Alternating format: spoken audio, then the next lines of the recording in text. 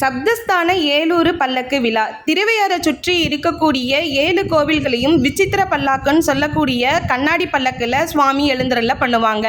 இறைவனோட பேரருளை பெற்ற நந்திய பகவானும் திருமலப்பாடியில் இருக்கக்கூடிய சுயசாம்பிகை தேவிக்கும் ஐயாரப்பர் தலைமையில் திருமணம் நடைபெறும். அதனை ஒட்டி நடக்கக்கூடிய விழாவாக தான் இந்த ஏலூர் பல்லக்கு விழாவும் நடைபெறும். திருவையாறில் ஐயாரப்பரும் அம்பாலும் ஒரு பல்லக்கிலையும் நந்திய பகவானும் சுயசாம்பிகை இன்னொரு பல்லக்கிலையும் எழுந்தருளி ஒவ்வொரு ஊருக்கா சென்று அங்கே இருக்கக்கூடிய சுவாமிக்கு அறிமுகம் படுத்தி கோபுர தரிசனம் செய்து அங்கிருந்து ஒவ்வொரு கோவிலாக சென்று 7 பல்லக்கும் சேர்ந்து திருவையாறில் அடையும். அதுக்கப்புறம் பொம்மை பூ போடுதல் நிகழ்வு நடைபெறும். திருப்பந்துருத்தி, திருக்கண்டியூர், திருவேதிக்குடி, திருப்பழனம், திருவையாறு, திருச்சோற்றுத்துறை, தில்லைஸ்தானம் இந்த 7 பல்லக்கும் ஒரே இடத்துல சேர்ந்து பொம்மை பூ போடுதல் நிகழ்ச்சி நடைபெறும். இதை தான் சப்தஸ்தான விழான்னு சொல்லுவாங்க.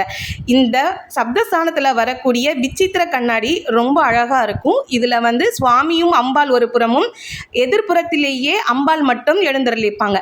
இது மீனாட்சி அம்மனையும் பிரியாவிடையையும் போல தோற்றமளிக்கும். ஆரூர் அமர்ந்த அரசே போற்றி, சீரார் திருவையாரா போற்றி போற்றி.